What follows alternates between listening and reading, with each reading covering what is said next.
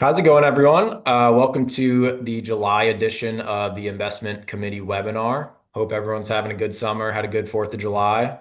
We have some exciting stuff for you today. Enjoying the warm weather that finally came around. I know, now we can't get rid of the warm weather. It's like 90 degrees every day. Looking at the agenda here, we have a market update for you guys. Want to look at some recent news stories that we think are pretty impactful for the market. And we also have some charts and graphs that we want to share with you as well. So looking at the market vitals so far in 2025, the S&P has had a pretty tremendous rebound from what we saw in April of this year. Year to date so far, it's up about 7.5%. And if we look at just the last month, it's been a very strong month, up about 4.1%. Looking at some other major indices over the last month, the S&P, the NASDAQ, the Dow Jones, all now in positive territory pretty significantly. They all had similar months, so just above that 4% mark for all three of those indices over the last month. And if we look at the Vanguard International Stock Index, that's been one of the big stories so far in 2025. Year to date, that's up 19% after 2 year span where the US really destroyed international in terms of returns. So that's been a big story. But if we look at just the last month, international is up only about 2.2%. So we're starting to maybe see a bit of a shift there where the US market is starting to do a little bit better than international, at least recently. Brandon, what are we seeing in terms of some specific sectors, both in the last month and so far in 2025?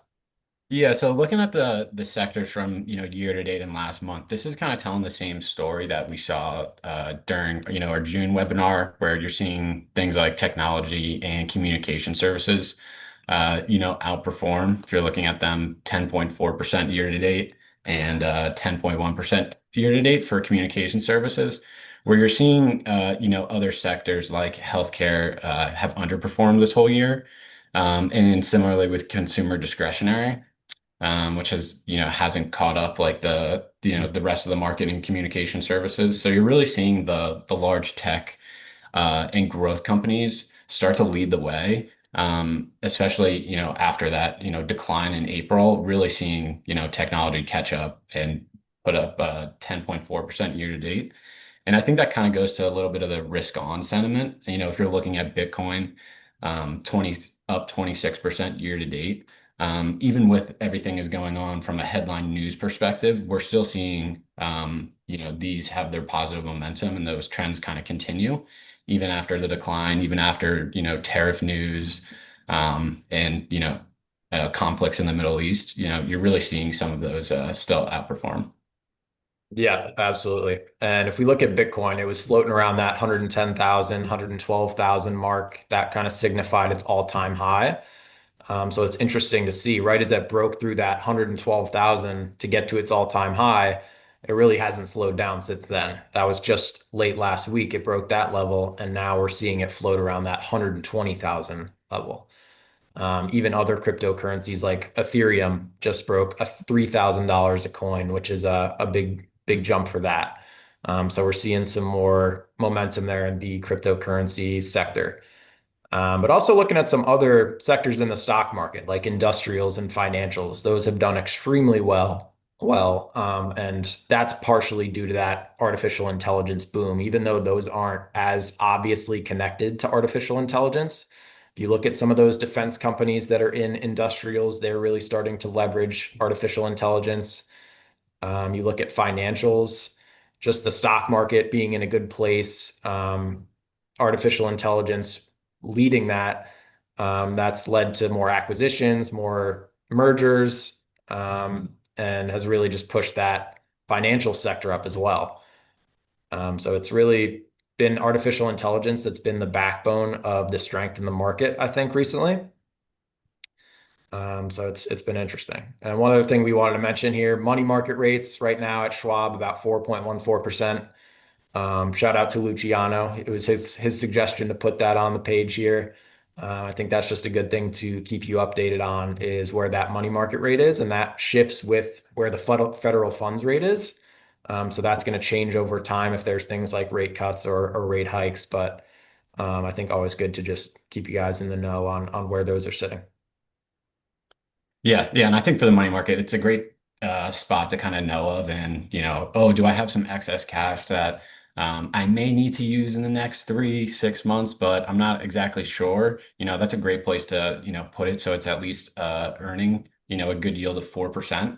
And similarly, even if you're not exactly sure you need the funds, maybe you're like, oh, I have a renovation in a couple months. That's kind of a more obvious point, but even if you're a little more unclear if you may need it or might not need it, the money market's a great place. And then you can kind of play with it. Oh, I only needed, half of what I actually thought and just take out the half. Mhm. And then, that's still earning interest. And then, it can obviously be deployed into the market based off of, whatever is going on at the exact time. Yep, absolutely. So review of market vitals part two, taking a look at the 10-year treasury rate. That's at about 4.3%. Started the year at 4.6, so it's down a little bit so far in 2025. If we look to the right, you can see the target rate probabilities for the July Federal Reserve meeting, which takes place July 29th and 30th. Very high probability of no rate cut at all, and a 7% chance of a 25% or 25 basis point rate cut.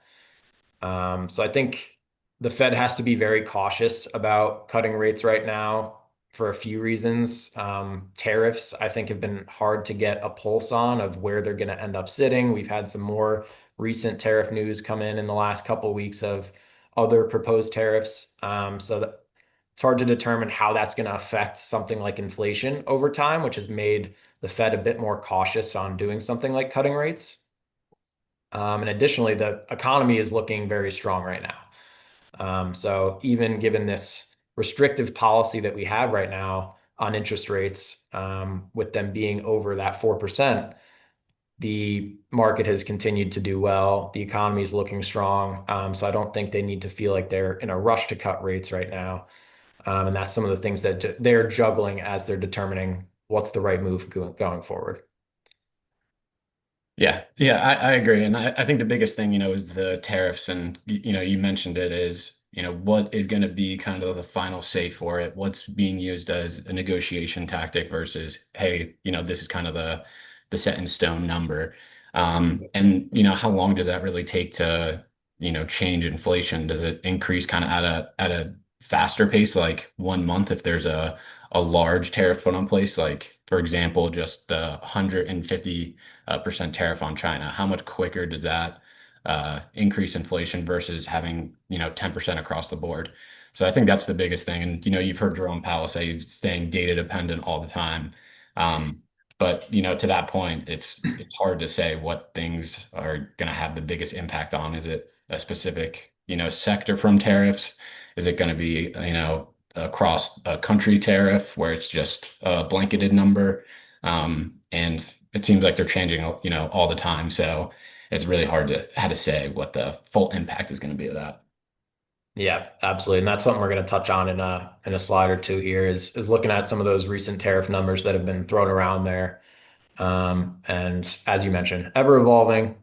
We will see how that really affects inflation. There is still a 60% chance right now of a rate cut in September. So the expectation is that rates will get cut this year, at least as of right now. But if we look back to the start of the year, there was an expected 4 to 6 rate cuts, and now it's down to maybe one or two. So there's definitely been a shift towards keeping rates somewhat stagnant so far in 2025. And the last thing we want to mention on this page, year to date, the dollar is down about 10%. So as we mentioned on the first slide, international stock markets have done extremely well, up 19% year to date. I think this plays right into that story. Typically, when the US dollar is struggling and weakening, that tends to be a period where international stocks have a little bit more of a tailwind, um, kind of propelling them forward. So that's something that we've seen so far this year.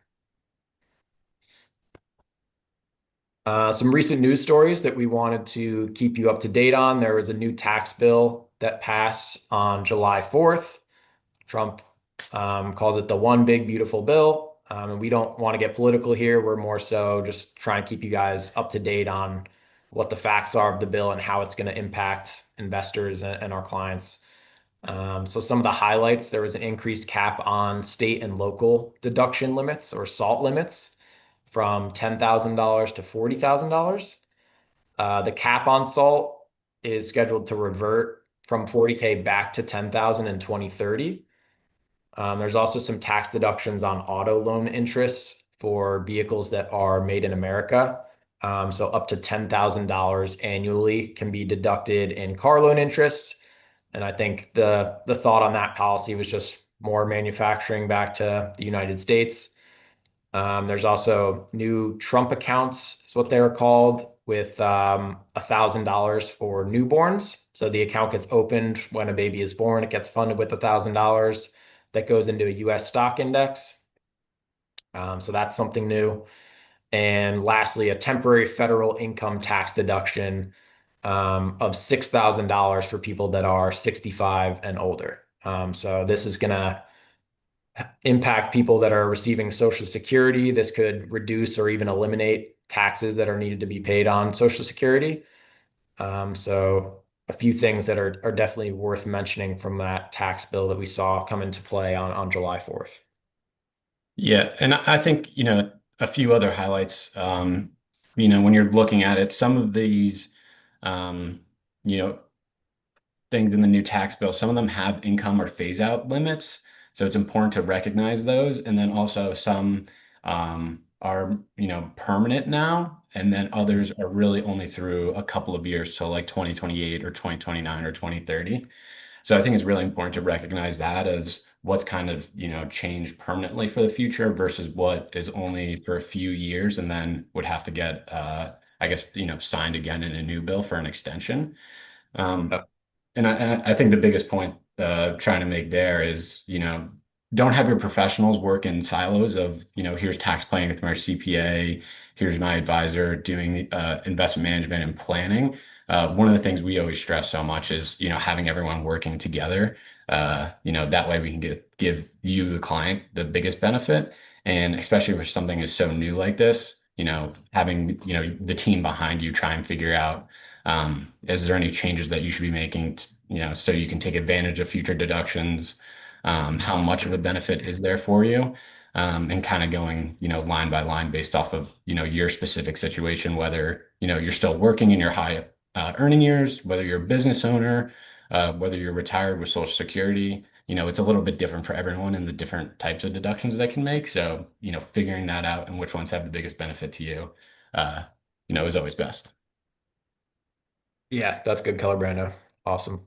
Looking at some of the tariff news recently. Last week there was a threat of a 35% tariff on Canadian goods, 200% tariff threat on imported pharmaceutical products were discussed last week as well. I think investors are a little bit skeptical about the practicality of something like a 200% tariff on pharmaceuticals. Once we start to get into that triple digits, Brandon, as you mentioned, there was a 150% tariff on China. That didn't really last all that long. So I think when we start to look at some of these rates getting up that high, is that sustainable to have that on for an extended period of time? Not sure. It's definitely worth mentioning that it's being discussed right now. But as we've seen over the last few months, what's initially discussed and what ends up being enacted in terms of these tariffs can definitely be different.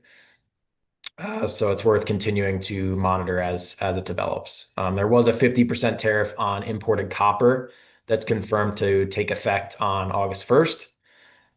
So these are some of the recent tariff stories that we've seen over the last couple of weeks. And as I mentioned, we'll continue to monitor these.